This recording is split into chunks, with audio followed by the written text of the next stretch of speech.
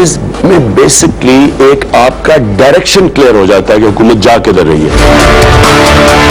पिछले एक साल के अंदर वो पिछली गवर्नमेंट ने रुपए की कीमत को मेंटेन करने के लिए $7 अरब खर्च किया। पहले ही हमारे पास डॉलर्स नहीं है, पहले ही हम बाहर मुल्कों में जाके कोशिश कर रहे हैं कि फॉरेन एक्सचेंज मिले अपने डॉलर को प्रॉप अप करने के लिए, ऊपर से आप डॉलर खर्च कर रहे हैं एक्सचेंज मेंटेन करने के लिए, इसलिए उन्होंने फैसला किया गिराने का उसको। स्टेट बैंक ऑटोनमस है ना। अच्छा, मुझे तो नहीं पता था। अगर मुझे होता तो मैं उनको शायद कहता और तरह करें, शायद डिले करके करें, स्टैगर कर दें, लेकिन खैर स्टेट बैंक ने किया। तो दोनों दफा मैं आपको यकीन दिला रहा हूं कि मुझे न्यूज के ऊपर पता चला रुपया गिरा। कैसे डॉलर्स आएंगे? नंबर 1 एक्सपोर्ट्स के अंदर अभी सही इंक्रीज आनी शुरू हो गई है। नंबर 2 रेमिटेंसेस, उनको हम पूरा कोशिश कर रहे हैं कि हवाले नहीं लीगल चैनल से भेजो, उसमें इंक्रीज आनी शुरू हो गई है। नंबर 3 इन्वेस्टमेंट के अंदर इस वक्त इतने छोटे टाइम में बड़े बड़े इन्वेस्टर्स आए हैं। जिस सतह की करप्शन हुई है आपको किसी को भी नहीं अंदाजा, मुझे नहीं अंदाजा था।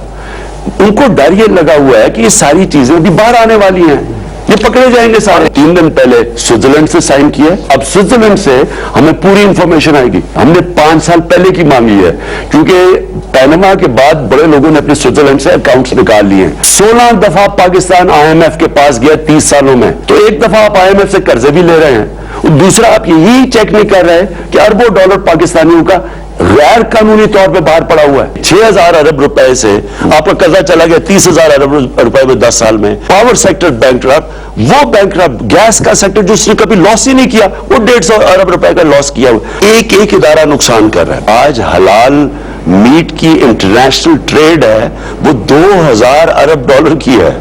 हम कोई 7वें नंबर पर लाइफ स्टॉक प्रोड्यूस करते हैं, हम है ही नहीं उसके अंदर। पाकिस्तान के जो इंडिकेटर्स हैं आगे जाके हमें ये प्रॉब्लम नहीं आएगा, वो सारे इंडिकेटर्स हमारे सही डायरेक्शन पे जा रहे हैं। मैं आज कौम को ये कहना चाहता हूं, आपको डॉलरों की कमी नहीं होने लगी। बिस्मिल्लाहिर्रहमानिर्रहीम, अस्सलाम वालेकुम, मैं हूं Jasmeen Manzoor and welcome to the show. नाजरीन, दो तीन अहम बातों से गुफ्तगू का आगाज करेंगे। आज एक तो वजीर आजम ने खुसूसी इंटरव्यू दिया और मीडिया के उन्होंने बड़े टफ क्वेश्चंस का भी सामना किया। 2-3 अहम बातें हैं, उस पर बात करेंगे। एक तो उन्होंने ये भी बताया कि जो खुशाइन बात है पाकिस्तान के लिए, क्योंकि आप जानते हैं कि पाकिस्तान खित्ते के अंदर एक इंपॉर्टेंट रोल प्ले कर रहा है और पाकिस्तान के जब दोनों बॉर्डर्स पर दुश्मन बैठे हों तो फिर पाकिस्तान जो है जब पीस की बात भी करता है तो वो पीस की बात लोगों को लगता है कि शायद वो अपने मफाद के लिए कर रहा है। और आप जानते हैं कि जो भारत का पिछले दिनों रवैया रहा है या अब भी जो उनका रवैया, उसके लिए ये बड़ा जरूरी है कि अफगानिस्तान में पाकिस्तान एक मुस्बत रोल अदा करे और अफगानिस्तान की स्टेबिलिटी पाकिस्तान के लिए बहुत अहम है। इस हवाले से जो खुशी की खबर है वो ये है कि आज सुबह वज़ीर आज़म पाकिस्तान इमरान खान साहब ने बताया कि डोनाल्ड ट्रंप साहब ने जो प्रेसिडेंट है अमेरिका के, उन्होंने पाकिस्तान को एक खत लिखा है और उसमें उन्होंने ये कहा है कि अफगान तालिबान को मुज़ाकरात की मेज पर लाने के लिए तावन मांगा है, हम इनको पूरा तावन देंगे, ये कहना था वज़ीर आज़म पाकिस्तान का।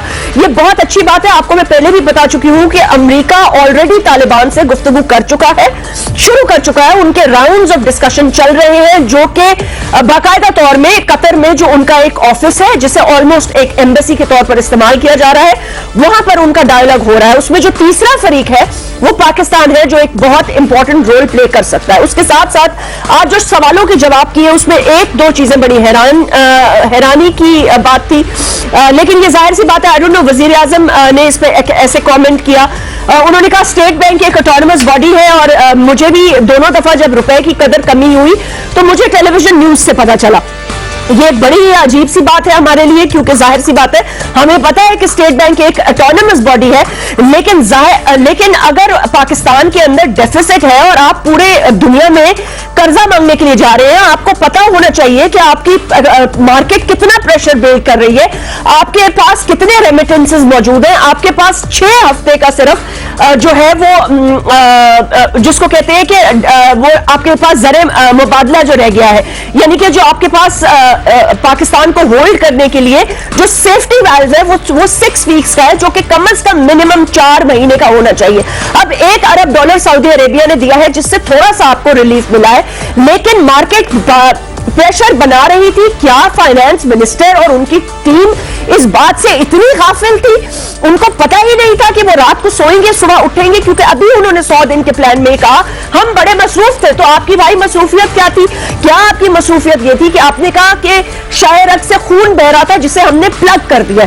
बेहतरीन, आपने कैसे वो प्लग लगाया ये आपने बिल्कुल नहीं बताया। क्या आपका प्लग ये था कि वो 2 हफ्ते की जो आपकी आईएमएफ के साथ मुज़ाकरात हुए उसमें ये वाज़ेह तौर पर आईएमएफ बता चुका है और आपको पाकिस्तान की आवाम को सच बताना चाहिए? और वो सच ये है, हकीकत ये है जो नवाज शरीफ की हुकूमत भी छुपाती रही, कि आपको आईएमएफ चीख चीख के कहता रहा कि जितना आप पैसा कर्जा ले रहे हो उस हिसाब से आपको पिछले 3 साल पहले डॉलर की कीमत 125 रुपए करने के लिए कही थी, ताकि आप इसको ईज ऑफ करते। जैसे आज वजीर आजम ने कहा कि पुरानी हुकूमत ने 7 अरब डॉलर फूके सिर्फ गवर्नमेंट कंट्रोल्ड डॉलर रखने के लिए, जो कि एक फेक बबल था और बबल अब बर्स्ट होगा, लेकिन इसमें लोगों का करोड़ों अरबों रुपए का नुकसान होगा। क्या फाइनेंस मिनिस्टर को नहीं पता था कि ये एक इतना बड़ा प्रेशर बनने वाला है और ये प्रेशर जो है बर्स्ट होगा? वो अपने मुंह से ये कह चुके हैं कि जी मुझे तो डॉलर 140 पे जाता नजर आ रहा है। बहरहाल ये बड़ी एम्बिग्विटीज है। फाइनेंशियल क्राइसिस जो है वो मुझे लगता है कुछ है गवर्नमेंट के अंदर। फाइनेंस टीम इतनी मजबूत मुझे अभी तक नजर नहीं आ रही। एटलीस्ट उनकी जो बातें हैं या उनकी जो स्टाइल ऑफ गवर्नेंस है उससे मुझे नहीं लग रहा कि finance team was prepared to take down ये जो इतना बड़ा 10 साल में अजाब पाकिस्तान की इकोनॉमी में मुसल्लत कर दिया गया। 50 लोग उन्होंने कहा लिस्ट पर हैं जो बहुत जल्दी अंदर जाएंगे। आसिफ जरदारी के केस पे कमेंट करने से इनकार कर दिया और दूसरा ये भी बताया कि आने वाले दिनों में अच्छे हालात होंगे। वो हालात अच्छे कैसे होंगे? करप्शन नंबर 1 बीमारी है, इसको रूट आउट करना होगा और खत्म करना होगा। ये एक बहुत अहम चीज है। ये याद रखें कि पिछले 4-5 दिन में रुपए की कदर में तकरीबन 9 से 11 रुपए कमी आई है और हुकूमत पाकिस्तान ये कहती है कि उसे इस बात का इल्म नहीं था। Right after this break.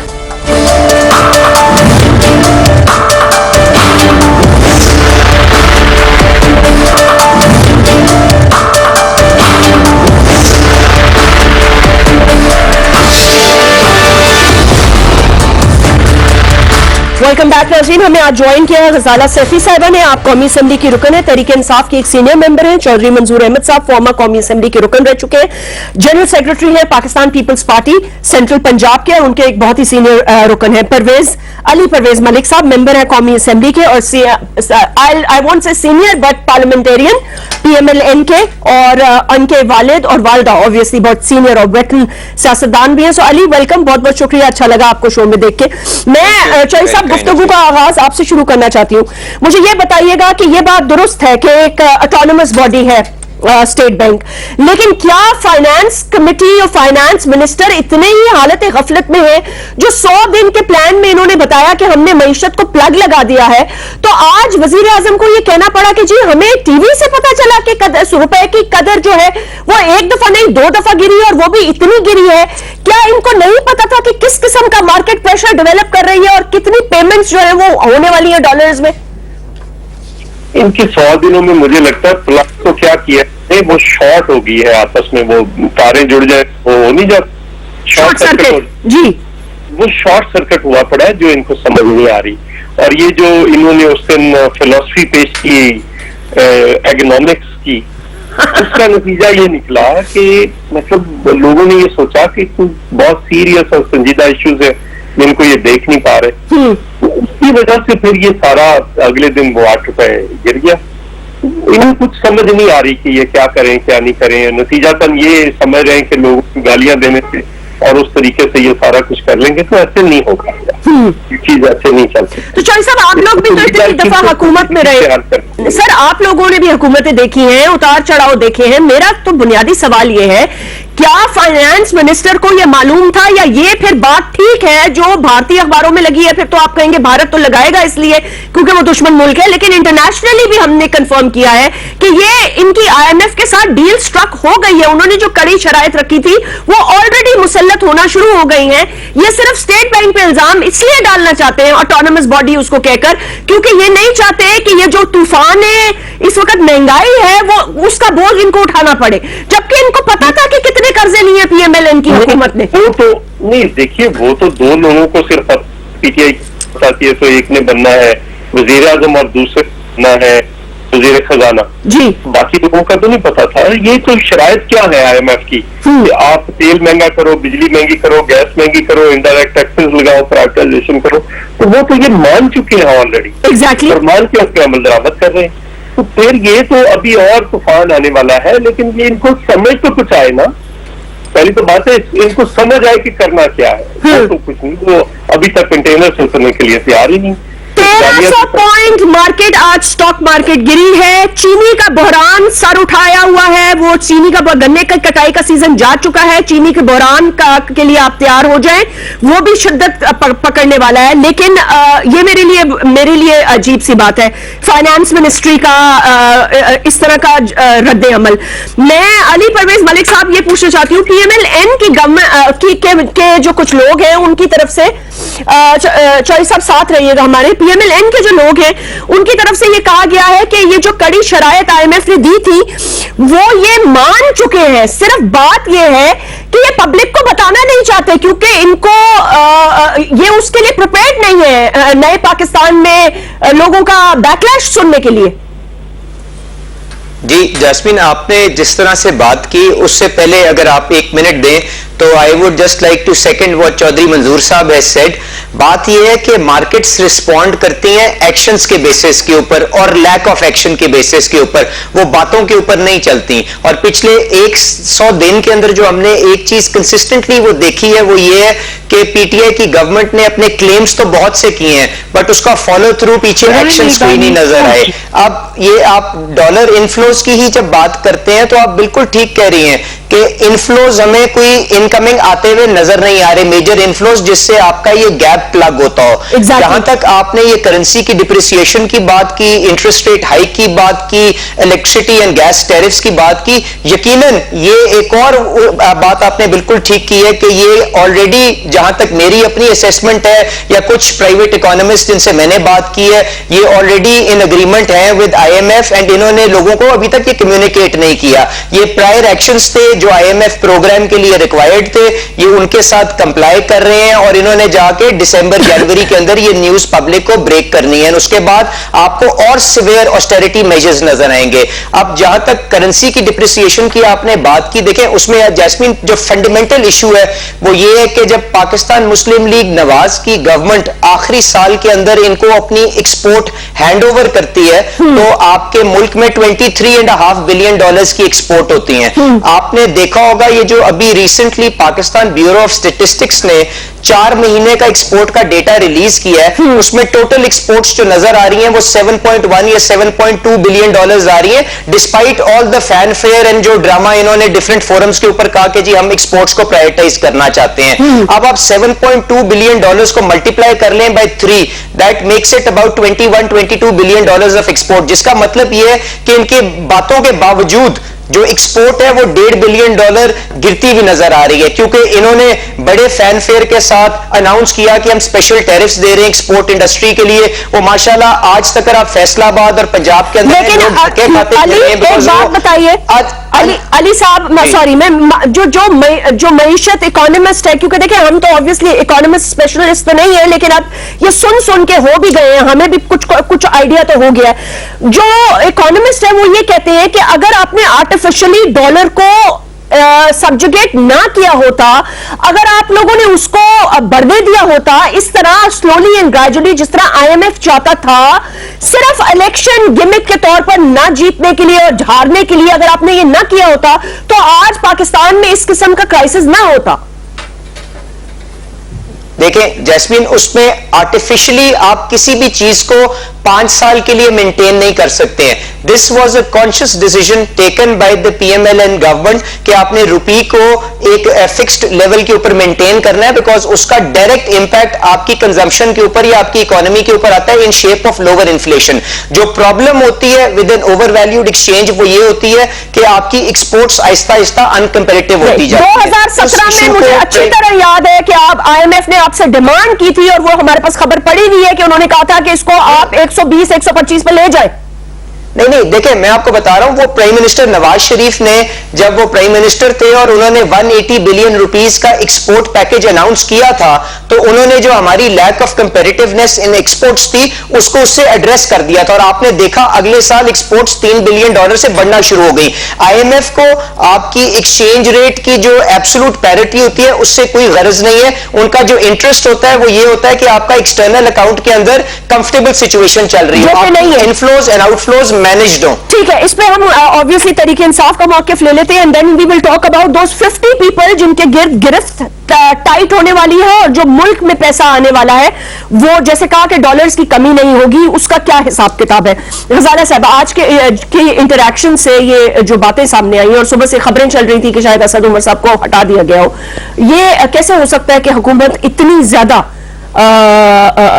गफलत में हो कि उसको यही ना पता चले कि पाकिस्तान का रुपया इतना डिवैल्यू हो गया। ये तो बड़ी शॉकिंग बात है हमारे लिए। देखिए, मैं इकोनॉमिस्ट नहीं हूँ, ठीक है, मगर मैं गहरी नजर रख रही हूँ जो कुछ मामला चल रहे हैं इस वक्त, और इस वक्त इन लोगों का, ये ऑपोजिशन के जो रिप्रेजेंटेटिव्स यहाँ पे बैठे हुए हैं, मैं इनको बैश नहीं करना चाहती, मगर ये जो गैर जिम्मेदाराना इस वक्त बातें कर रहे हैं कि 5 साल नवाज शरीफ की हुकूमत के अंदर उन्होंने इसको बैलेंस किया कि हमारी जो एक्सपोर्ट है वो एक सर्टेन लेवल पे रहे और रुपए की कदर जो है वो ना बढ़े। ऑल्दो इन्होंने सबसे ज्यादा आईएमएफ के पास गए हैं, सबसे ज्यादा इन्होंने उनके साथ ताउन किया है, जिसकी वजह से बहुत सारी, और जो इन्होंने जहां बैलेंस आउट करना था वहां इन्होंने बैलेंस नहीं किया, जिसकी वजह से जब हम गवर्नमेंट में आए हैं तो हमने देखा है कि there is a huge disaster in all the organisations. Economic disaster was the biggest challenge तो हमारी जो गवर्नमेंट को था, जो हमने फेस किया है। आपको इलेक्शन में पता था? हमें इलेक्शन में इस हद तक पता था कि डिजास्टर में है, मगर किस हद तक इन्होंने लोएस्ट एप पे पहुंचाया हुआ है तमाम उसको, और जो ये कह रहे हैं कि जी 23.some बिलियन के डॉलर्स के उस पे है। आप मेरे इस सवाल का जवाब दे दें। नहीं, मतलब ये तो इसी सवाल से जो आप सवाल मतलब ठीक है, मैं उनकी बात का जवाब आप जरूर दीजिएगा, लेकिन मेरा बुनियादी सवाल ये है कि जब मुल्क के वजीर आजम या फाइनेंस मिनिस्टर जब 100 दिन के प्रोग्राम में ये कहते हैं कि हमने ब्लीडिंग हो रही थी, प्लग इन कर दिया, वो ये नहीं बताते कि वो प्लग उन्होंने लगाया कैसे मैशत में, और बड़े खुश नजर आते हैं। उस तकरीर के 2 दिन बाद आपके पाकिस्तान का रुपया 9, 10, 11 रुपए रातों रात गिर जाता है, और वजीर आजम कहते हैं जी मुझे खबरों से पता चला। देखिए, उसका उन्होंने ये जितनी क्लियर इस वक्त जो प्रेस कॉन्फ्रेंस उन्होंने की है, प्रेस कॉन्फ्रेंस क्या मीडिया कॉन्फ्रेंस थी, मीडिया के टॉप एग्जीक्यूटिव्स और टॉप लोग जो कि मीडिया पर्सन्स हैं वो वहां पे मौजूद थे, जिन्होंने उनसे सवाल किए और डायरेक्ट जवाब मिले हैं उनको। तो ये जवाब ही है जो मैं आपसे, उन्होंने ये जो जवाब दिया है, उन्होंने कहा है कि हम स्टेट बैंक को इस पे now we are going to keep a check on the state now, और मुशावरत के बगैर, of course now, but before there was no check. No, because our leader and the Prime Minister believes in the integrity of individual organizations. Okay, the Armed Forces of Pakistan is also an autonomous body. So without informing the Prime Minister or the Foreign Minister, can they attack another country? बिल्कुल नहीं. Okay. बिल्कुल नहीं. But State Bank is so autonomous that they can devalue the rupee by 14 rupees without informing the Finance Minister. Well, this happened, and if it's coming from the Prime Minister, so we have to accept whatever is. Well, then we also have to accept that maybe this Finance Minister is failing. Chaudhary Manzoor साहब, अब जरा इस तरफ आ जाइए। उन्होंने कहा है कि ये जो अरबों रुपए बाहर पड़े हुए हैं और जो डॉलराइजेशन बाहर हुई है, पाकिस्तान का बस फ्यूचर यही है अब कि हर हालत में स्विस बैंक से पैसा लाना है, उसके अलावा बाहर पड़ा हुआ पैसा लाना है, और ज्यादा से ज्यादा उन्होंने कहा है जो 50 बड़े लोग हैं वो गिरफ्त में आने वाले हैं, और उसके साथ उन्होंने ये भी कहा है कि ऐसे लोगों के नाम सामने आ रहे हैं जो अभी नहीं आएगा, वक्त आने पर बताएंगे कि पाकिस्तान की आवाम हैरान रह जाएगी। इस मामले को पीपल्स पार्टी कैसे देखती है? अच्छा, पहली बात तो ये है कि ये बात गलत ये कह रहे हैं। अभी इंटरव्यू देते हुए वजीर खजाना ने कहा कि उन्होंने, स्टेट बैंक ने मुझे रात को बताया था और मैंने प्राइम मिनिस्टर को बता दिया था। लेकिन स्टेट बैंक के बाहर, स्टेट बैंक में किस किस को पता था इसका नहीं पता, लेकिन स्टेट बैंक के बाहर इस मुल्क के 2 लोगों को पता था, एक मुझे और एक प्राइम मिनिस्टर को। प्राइम मिनिस्टर साहब कह रहे हैं कि नहीं, मुझे नहीं पता था। ये आपने वजीर खजाना को कहते हुए सुना है क्या अभी? जी, अरशद शरीफ के प्रोग्राम में आप अभी अच्छा, का इंटरव्यू आपका, आप अपनी टीम को कहें वो निकाल के चलाते। ठीक है। सो इसका मतलब ये है कि इन दोनों में से कोई एक झूठ बोल रहा है, या प्राइम मिनिस्टर झूठ बोल रहा है कि मुझे नहीं पता था, या असद उमर झूठ बोल रहा है कि मैंने बता दिया था प्राइम मिनिस्टर को रात को कि ये सुबह वो करने जा रहे हैं, चूंकि प्रेशर बहुत आ गया। असल बात सिर्फ इतनी देखने की है, तो देखिए प्रेशर क्या है, इम्पोर्ट एक्सपोर्ट में डिफरेंस है, वो 38 अरब डॉलर का है जी, और उसमें से अगर रिमिटेंसेस निकाल दें तो 26 अरब 10 अरब या 12 अरब डॉलर की, तो 26 अरब डॉलर रह जाता है। ठीक है, और ये इंपोर्ट जो है ये अभी अंडर इनवॉइस हो रही है, इसका अरेंजमेंट करना है, कहां से करना है, कैसे करना है, इतना सा क्वेश्चन है। 100 दिनों में ये इसको एड्रेस नहीं कर पाए कि इन्होंने क्या करना है। रही बात ये कि कभी उसको गिरफ्तार कर लेंगे, उसको कर लेंगे। भाई आपने बेंचमार्क बनाना है पहले अपने लिए। अगर फेक अकाउंट्स या ट्रेड अकाउंट्स या मनी लॉन्ड्रिंग अकाउंट्स में पकड़ना है तो पहले आपको जहांगीर खान तरीन को पकड़ना पड़ेगा जो इसका मुजब है। अगर आपने बाहर से पैसे वाले को पकड़ना है तो फिर आपको पहले हलीमा खान को पकड़ना पड़ेगा। अगर आपने करप्शन पे पकड़ना है तो आपकी 11 इंक्वायरीज हैं उधर केपीके के अंदर, 11 पीछे लाइन में पड़ी हैं। और आजम स्वाति का भी बड़ा, और आजम स्वाति का इशू भी बड़ा आज मीडिया में उसको टफ तरीके से लिया। जुबैदा जलाल से लेकर कौन सा ये इनका कोई वो आबे जमजम में नहाए हुए आप पकड़ ले। रही बात ये कि अगर आपने जबरदस्ती करना है पीपल्स पार्टी के साथ, तो पीपल्स पार्टी भाई ये मेरा बरखुरदार है, छोटा है, नतीजा है, लेकिन इससे माजरत के साथ पीपल्स पार्टी को नून लीग नहीं है। हम इस सिस्टम के सारे के स्टेक होल्डर्स हैं। अगर हमें गिरफ्तार करना है करिए, शौक से करिए, लेकिन उतना वजन डालिए जितना आपने कल को उठा लेना है। सर वो इमरान खान का यही तो आज वजीर आजम का कहना था कि आप लोग शोर इसीलिए कर रहे हैं, पार्लियामेंट को भी नहीं चलने दे रहे। हम कोई शोर नहीं कर रहे, हम कहते हैं कि अगर आपने बाहर है ना, बता क्यों नहीं रहे।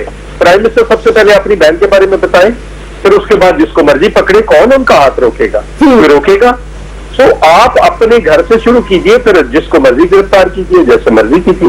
ये नहीं हो सकता कि लेकिन सर वो ये बार बार ये कह रहे थे कि नैब आजाद अदारा है, ऑटोनमस अदारा है। मैं थोड़ी कर रहा हूँ ना, मेरे अंडर थोड़ी, अगर मेरे अंडर होता तो मैं आजम स्वाति को या अपना सीडीए के इदारे को कहकर मैं क्या उसमें इंटरफेयर नहीं कर सकता था। लेकिन नैब तो आजादाना तौर पे कर रहा है, मेरे है। लेकिन ये जो अभी कुछ हुआ है तो उस पर नहीं कर सकते।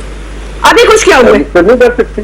और जो है FIA वो तो प्राइम मिनिस्टर के अंडर है ना।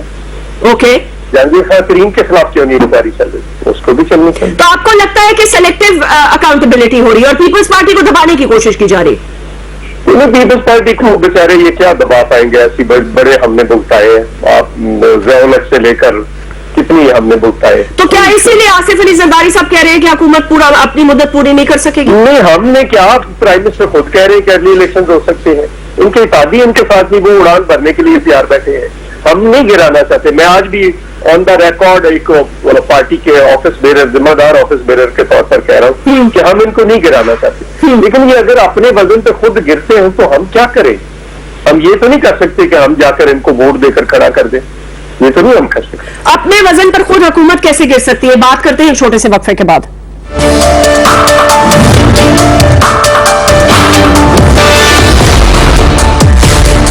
Welcome back. पर अली परवेज मलिक साहब, चले मैं ये मान लेती हूँ कि लेट्स से कि इनको जिन भी हालात में हुकूमत मिली, लेकिन 2-3 बुनियादी सवाल तो आपकी हुकूमत से भी बनते हैं ना। आपने 7 अरब रुपया मार्केट में डॉलर को अपनी मर्जी के मुताबिक रोक कर रखने के लिए इस्तेमाल किया। वजीर आजम ने बताया आज, वजीर आजम ने कहा कोई इदारा नहीं बचा, ना PIA बचा है, ना स्टील मिल बचा है, ब्यूरोक्रेसी तबाह हो चुकी है।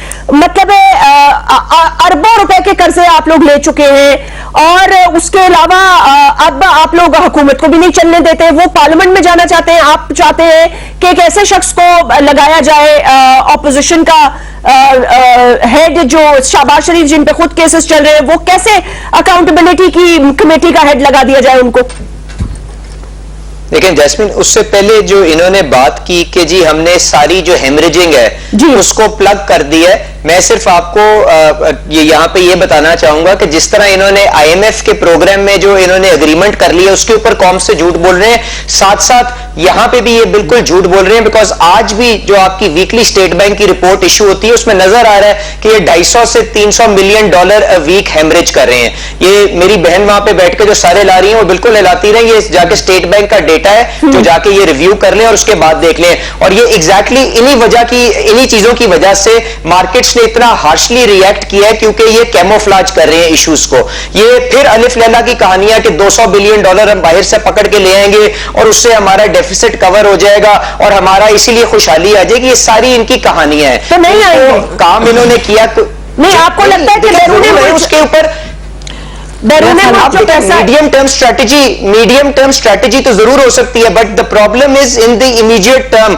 उसके ऊपर जब तक ये इमीडिएट टर्म के इश्यूज को रिजॉल्व नहीं करेंगे, ये मामलात इस तरह आगे नहीं चलेंगे। अब जहां तक इन्होंने बात की कि हमने बहुत ज्यादा कर्जे ले लिए, तो मैं आपको सिर्फ ये याद कराना चाहूंगा कि जब पिछला जनरल इलेक्शन हुआ तो इस कौम ने बखूबी वाकिफ थी कि दो सबसे बड़े इश्यूज उस वक्त कौम को दरपेश थे। एक लोड शेडिंग का इशू जिसमें 15-15, 16-16 घंटे शहरों में बिजली जाती थी, और दूसरा टेररिज्म का इशू।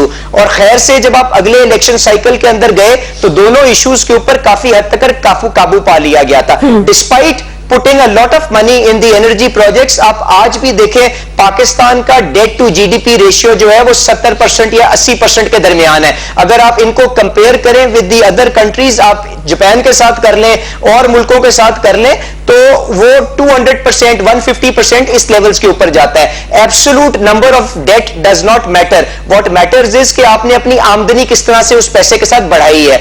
और ये एक आपका रिकॉर्ड, अगर आपके आमदनी इतनी अच्छी थी और आपके अंदर नहीं, अगर आप कहते हैं कि आमदनी इतनी अच्छी थी, एक्सपोर्ट्स अच्छे थे, डेफिसिट था, आपने कर्जा लिया, बिजली खत्म की, टेररिज्म खत्म की, तो मेरा सवाल ये पैदा होता है कि ये हर इदारा तबाह क्यों है? वजीर आजम कहते हैं मैं जिस इदारे को देखता हूं, पहले तो मैं बाहर से देख रहा हूं, अंदर से देखता हूं, कोई इदारा ऐसा नहीं है जो बचा हुआ हो, कोई इदारा ऐसा नहीं है जो खसारे में ना हो।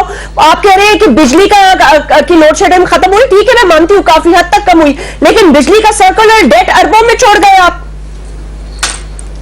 नहीं, आप इससे पहले ये देख लें कि ये मैटर ऑफ रिकॉर्ड है कि जो ग्रोथ रेट जब पाकिस्तान मुस्लिम लीग नून की हुकूमत आई थी तो 2.5-3% के करीब था। जब पाकिस्तान मुस्लिम लीग नून की हुकूमत गई है तो उस वक्त इस रीजन का one of the highest growth rates 5.8% से 6% अचीव करके गई है। ठीक है, लेकिन मुझे ये ग्रोथ, एक सेकेंड अली, लेकिन मुझे सीरियसली ये ग्रोथ रेट, मैं कोई इकोनॉमिस्ट तो नहीं हूं, लेकिन मुझे ये ग्रोथ रेट समझ में नहीं आती कि हर इदारा आपका तबाह और आप कहें जी पाकिस्तान की ग्रोथ रेट बड़ी अच्छी है और कर्जे इतने हैं कि IMF आपका गला दबाने के लिए तैयार है और जाहिर सी बात है आपको मरना पड़ेगा। मैं चाहूंगी गजाला साहब आप कुछ इस पे कमेंट कर दीजिए। देखिए, IMF के पास, जैसे कि प्राइम मिनिस्टर साहब ने कहा कि IMF के पास सबसे पहले जा सकते थे, मगर उनकी शराइत, ये जो बार बार झूठ बोल रहे हैं मुसलसल सामने बैठकर और ये कह रहे हैं कि जी IMF के साथ तो ये सौदेबाजी कर चुके हैं और कैमोफ्लेज कर रहे हैं और झूठ बोल रहे हैं और कहां प्लग इन किया एंड वॉट एवर, ये अगर हम लोगों ने कोई वो डेडलॉक पे चला गया और बहुत सारी बातें मानी भी गई और बहुत सारी नहीं। हमेशा कोई चीज भी खुल के गवर्नमेंट्स ने कभी भी बताई नहीं है, मगर हमारी एक ऐसी गवर्नमेंट है जिसको 100 डेज के अंदर अकाउंटेबल होना पड़ रहा है, क्योंकि हमने खुद अपने ऊपर, मैं कह रही हूं, हमने खुद अपने ऊपर ये अकाउंटेबिलिटी डाली। इससे पहले कभी किसी ने 5 साल के बाद की भी अकाउंटेबिलिटी के लिए सवाल नहीं किया। जब अकाउंटेबिलिटी हो रही है तो उन तमाम सवालों का खुल के जवाब दिया गया है। तो ये वाले मामला, तो क्या आप इस बात को डिनाई कर रही हैं कि IMF की शराइत हमने रद्द कर दी? नहीं, हम ये कह नहीं रहे कि हमने रद्द किए, मगर हमने कबूल भी नहीं किए हैं। अभी डायलॉग चल रहा था जिसपे अभी रुके हैं और उसके बाद अपने जो रीजन और अपने क्लोज फ्रेंड्स हैं उनके साथ उन्होंने हमें एड किया है, सपोर्ट किया है और हमें लोन, सऊदी अरेबिया ने $1 आपके उसमें डाला है और क्या सपोर्ट किया और क्या एड किया? जो भी आपसे सपोर्ट और एड का पूछते हैं आप लोग कहते हैं जी उस मुल्क ने मना कर दिया बताने से। नहीं, हर मुल्क ने मना नहीं किया। चाइना के साथ जो हमारा एग्रीमेंट हुआ है वो ऐसा डायलॉग है कि जो कि अभी फौरी तौर पे उसको ओपन नहीं किया जा सकता। ठीक। मगर सऊदी अरेबिया ने तो हमें जो भी एड दी है उसको हमने खुल के बयान किया है कि फ्यूल के मद में इतने जो है वो इतने देंगे, इतने $1 बिलियन और क्या एक एड ऑलरेडी आ चुकी है, तो उसको हम डिनाई नहीं कर रहे। मगर IMF को ये बार बार जो बता रहे हैं कि IMF के साथ हम लोगों ने क्लियरली कोई मुआहदा कर लिया है, वो बिल्कुल गलत है। अभी हमारा मुआहदा कोई इन रिटर्न नहीं हुआ होगा ना, लेकिन काफी हद तक तो चीजें जो जिस तरह से ये उसको करके बता रहे हैं, उसमें क्या गलत बात है? मतलब उसके अलावा ऑब्वियसली होगा, IMF के साथ भी मुआहदा होगा, मगर अब उसकी टर्म्स एंड कंडीशंस, जब हमारे पास उतना डेफिसिट जो है थोड़ा बहुत कवर हुआ है, तो उनकी IMF की जो स्ट्रॉन्ग कंडीशंस हैं उनको हम इससे ज्यादा स्ट्रॉन्ग कंडीशन क्या होगी कि डॉलर आने वाले जून में आप प्रिपेयर्ड हो जाएं 148 to 150 पे जाके रुकेगा? अभी आप IMF के पास गए नहीं थे तो आपके एक वजीर खजाना कह रहे थे मुझे 140 की आवाज आई। किसने कहा 148 पे जाके जून में? आप देख लीजिएगा, जून तक इंतजार कर ले।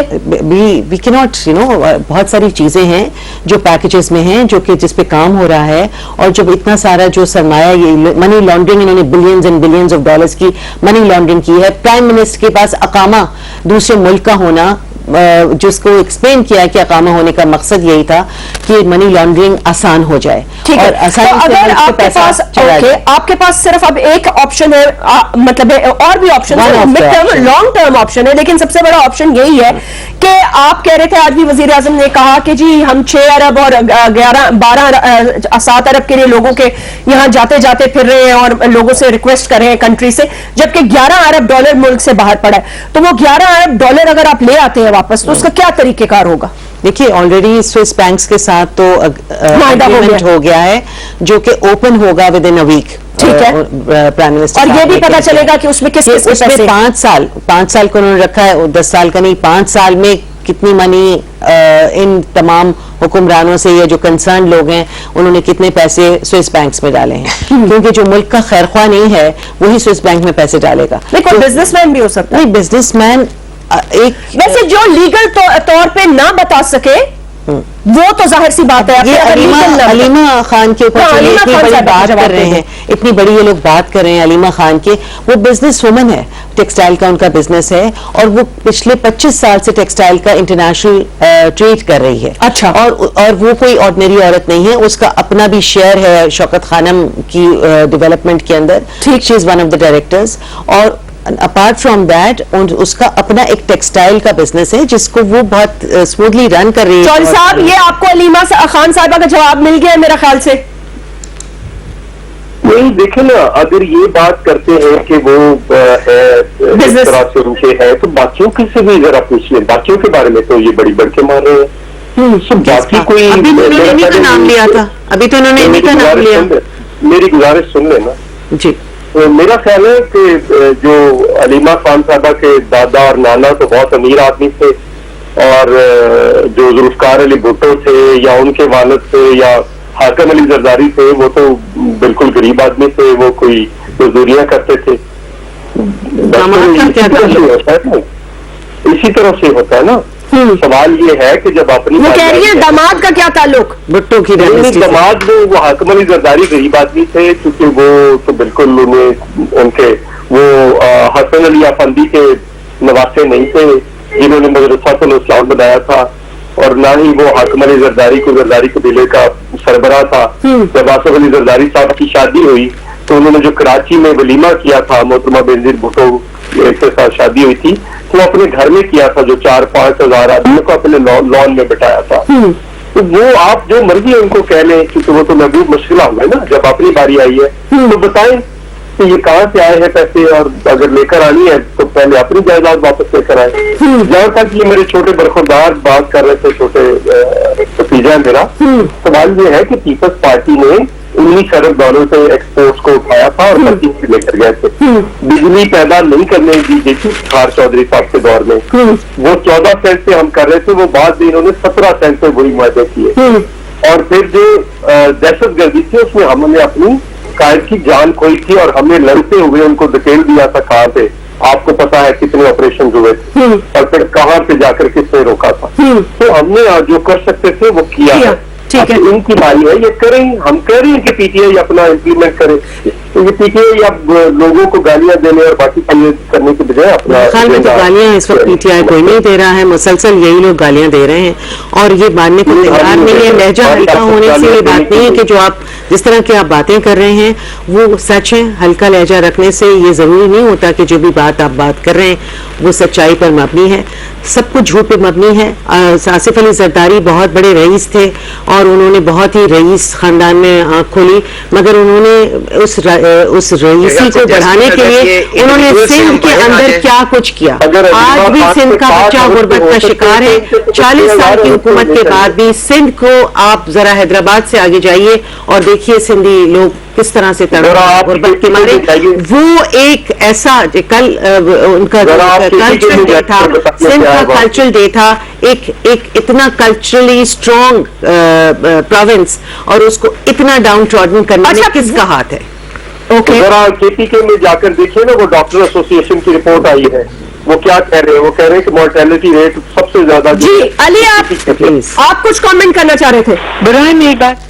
मैं जैस्मीन सिर्फ आपसे ये रिक्वेस्ट कर रहा हूं कि ये देखें, ये जो फैक्ट्स है ना आपके साथ खुद टाइम के साथ आगे आपके सामने आया हो जाएंगे। ठीक है। आप फरवरी में विद द सेम पैनल अपना प्रोग्राम स्केड्यूल कर लें। अगर ये उस वक्त अगर आईएमएफ प्रोग्राम के अंदर ना होए तो आई विल यहाँ पे सीख फॉरगिवनेस फ्रॉम देम कि मैंने गलत उनको चार्ज किया। ये खुद नजर आ जाएंगे, आपको खुद नजर आ जाएगा, बिकॉज इनकी प्रॉब्लम ही ये है कि ये अलिफ लैला की कहानियां सुनाते हैं, जब रियलिटी हिट करती है तो ये यू टर्न ले लेते हैं और मार्केट्स उस वक्त हार्शली इनको रिएक्ट करती है। अच्छा एक बात बताएं, अगर ये पैसा अगर ये मुल्क का लुटा हुआ पैसा वापस ले आते हैं तो बाकियों का फिर क्या होगा? और उन्होंने कहा 50 जो लोग हैं ना वो बड़े शदीद खतरे में आने वाले दिनों में। 50 लोग नाम नहीं लिए उन्होंने। जैस्मीन, अगर किसी का अनडिक्लेयर्ड पैसा पड़ा हुआ है जरूर उसके लिए ये एफर्ट करें। No one is stopping them from making efforts to gain that money back, but they are all politically connected. This is what he is saying कि बड़े बड़े सियासतदानों के लोगों के नौकरों के घर हैं दुबई में। देखें, वो जिसका भी गलत घर है उसको जरूर जाके पकड़े ना, अपने घर से सफाई करनी शुरू करें और उसके बाद आगे लेके चलें। मैं किसी इंडिविजुअल के अंदर जाना नहीं चाहता हूं, मैं आपको ये कह रहा हूं कि ये जो चीज करना चाह रही है ये इमीडिएट टर्म में पॉसिबल नहीं है। इनको हेमरेजिंग आज हो रही है जिसको रोकने की जरूरत है। काइंडली इस कौम के ऊपर एहसान करें और सीरियसली जिनको असद उमर के जेर सीरियसली मैंडेट मिला है जी, इजलास जारी है, जिस किस्म का भी मैंडेट है उसके मुताबिक बैठ के काम करने की कोशिश करें। देखिए लास्ट कमेंट, देखिए कौन सी ऐसी हुकूमत कभी आई जिसने 100 दिन के अंदर अपनी अकाउंटेबिलिटी दी, और कौन सी ऐसी हुकूमत है जो आप दावा कर सकते हैं? आप जो कीचड़ उछाल रहे हैं वो अलग चीज है। कौन सी ऐसी हुकूमत है और कौन सा ऐसा प्राइम मिनिस्टर है जो अपने मिनिस्टर्स को प्रोबेशन पे रखे? आज तक कभी ऐसा हुआ नहीं। उन्होंने आज बड़ी इंपॉर्टेंट ये बात की, उन्होंने कहा मिनिस्टर्स की मैं रिपोर्ट चेक करूंगा, अगर ठीक न हुई तो मिनिस्टर तब्दील भी हो सकते हैं। दिस इज जी, this is exactly what I heard. Well anyway, thank you Gazala Sahiba, आपका, Chaudhry Manzoor and Ali, thank you for joining us. नाज़रीन, आपसे फिर मुलाकात होगी, अपना ख्याल रखिएगा, अल्लाह हाफिज।